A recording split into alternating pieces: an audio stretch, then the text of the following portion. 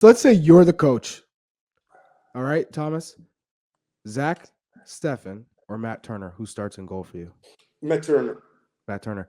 Now, center back, Zimmerman, Long, Richards, Cameron Carter-Vickers. Who's your pair? Well, I think he's going to say John Brooks if I had to jump in just because of his experience Stop with John it. Brooks. I'm just saying. John Brooks just saw it. He just went, show me the money. This is him. Yeah, that's true. That's true. It is, John Brooks just signed. He just signed. I'll tell you right now, it is done. But in my opinion, the two best center backs are John Brooks and Zimmerman. And a natural lefty in the left zone. If you want to play out of the back, I'm telling you, letting a ball run across your body versus taking a touch, and then that could kill you on the highest level. In saying that, I understand the high line, but I'm telling you, I've worked with Brooks on a few camps. He's not slower than Aaron Long, who's probably going to start right now next to him. Although, again, if I had to pick another one, I would pick Chris Richards after John Brooks in that position. But I always want a left-footed player in that left zone in the back. I don't care where I need to find them. Fun fact: I played at the left zone as a right footer, and no, I know you did. Yeah, but it's not. It's but to your point, you have to take that extra. You have to take that extra touch to hit the switch to the right side, and that does make it more predictable for the other team. Before Brooks, a lefty, Jimmy. It was Matt Beasler. Bocanegra. Tim Ream, Bocanegra, Beasler. Sorry. Yeah. And I'm telling you, the way Tim Ream played the other day. Yeah, he was all right. Seriously, against Liverpool with some juice. Well, actually. Jesus Ferreira, Ricardo Pepi, Jordan Pifok, Haji Wright. Who's your nine? No, because I got to fit in Musa, Pulisic, Aronson, McKennie, Hart. Aronson starts for you then, Thomas. Timmy Weah. I put Timo Weah at the 9. That's what I put him at. And Gio Reyna. Oh, wow. So I will play. You're just going straight midfielders. Aronson is my false 9, baby. Oh, wow. And let guys from deep get behind him when he drops in the midfield. I mean, in terms of if you want to press. He'd be a great first line of pressure. Great pressure. Saying that, he likes to run at people as well, you know. So, but in order, and Charlie knows it, I always try to get my best 11 on the field. That's like Bruce Arena too. Bruce Arena, it's kind of the same thing. I want my best 11 players on the field. Correct, exactly. Then we'll figure it out. And then we'll figure it out. That's right. And sometimes we figured it out, and a lot of times we didn't figure it out. Like in 2018, we didn't figure it out at all. But where were we? We were talking about. So who's your midfield then, or your number 9? You didn't. Oh, I guess you said you'd have Aronson. So Musa, McKennie, and Adams in the middle then, or no? McKennie or Adams has to come off for if you're going to play. If you're going to put Gio Reyna, Adams, McKennie, Gio Reyna, Pulisic, Timothy Weah, Aronson. So no Musa. So Musa's out.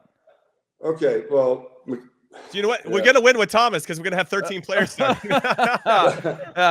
That's a you can't take Musa off at this point. Thomas, this comforts me knowing that I was the last cut because I know you were having this conversation where they were like, "Well, you got to cut Heath," and you're like, "Oh, well, yeah, no."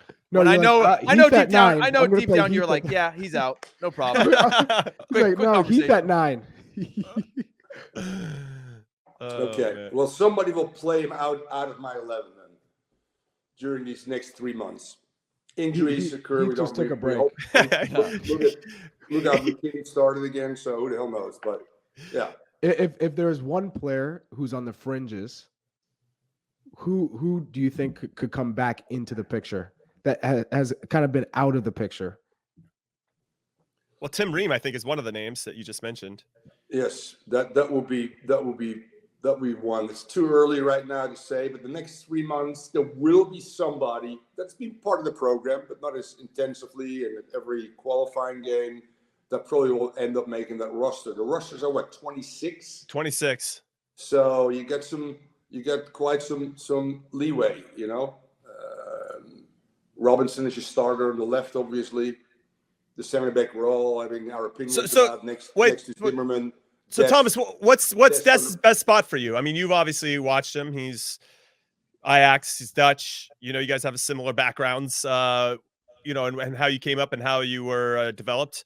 What do you think is his best spot? Do you think it's as a right back? Because defending, I think at times can be a little suspect, even though I think he's improving. But it's as a wing back, but we don't necessarily play with wing backs. We don't have that 3 center backs and the 2 wing backs. What do you think would be his best spot, ideally?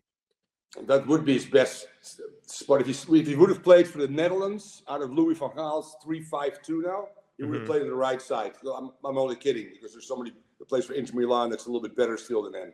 I've never really rated him, to be real honest with you. Wow. First and foremost, defensively, he's a liability, I think. It could cost you a game. He has to fight for his starting position. Thank God they've bought everywhere else, but not necessarily the right back. So it's, again, Roberto, whoever got Araujo can maybe fit in there. So you can potentially start for that team. And with the way they play and always on the half of the opponent, it's a little bit of a different story, because his starting points can be higher. He doesn't have to defend that much, quite frankly. When he has to defend, it's just a straight screw it back in transition. Right. When we play against equal teams that will possess the ball a little bit as well, and say it's 50-50, they're going to force us backwards. And now you got to make decisions in 2v1, 1v1 situations. And every time I look at him, I'm going, he's not really aware of his surroundings that much. Is there anybody better out there? Yeah, would you play Yedlin? Because Yedlin right now, I think, is playing arguably the best of his career. He seems super happy. He's in tune with himself. I think his service has gotten better. I think he can change his pace more often. Would you consider? Charlie, were you hanging out with him last night or something? I mean, you're no. a lot. I watch him play. I think Inter Miami. He's done really well over the past couple of months with Inter Miami. So he's played in England. He's played against Harry Kane. He's played with Harry Kane. Would you consider playing him against England, or would you play a Dest regardless of who you're playing against, because he gives you so much on the attacking side of the ball? Well, I think that Greg will look at opponents, but what I've seen of him, he's pretty much in going out and say, this is the way I want to play first and foremost, and let the other team adapt, which is I kind of like, actually.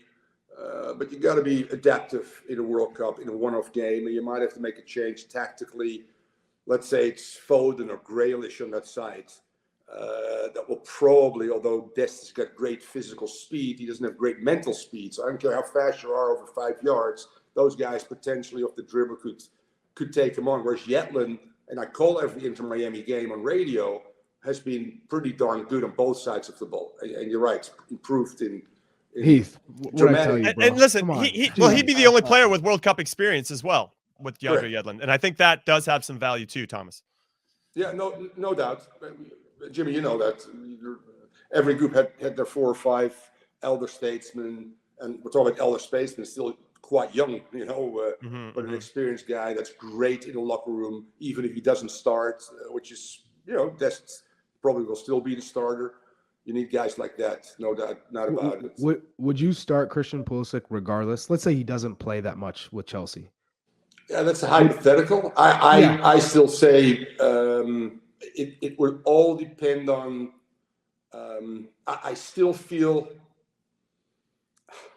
an informed Aronson, on the left, an informed Timmy Weah versus not informed or not have played Pulisic.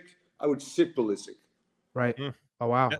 But, I mean, we've seen him be a super sub before when he came off the bench against Mexico at home and he scored the vital goal. And I mean, I guess I kind of feel the same way about Aronson, that if he came off the bench and had that type of energy and that type of desire to want to get the ball and run at guys when they're tired, it makes such a big difference. So I think you can make the same argument for Pulisic or Aronson coming off the bench. But if Aronson continues to play and you talk about presses per 90, you got to start. You have to put him on the field. He has to start. If he's killing it in the Premier League week in and week out, got to play.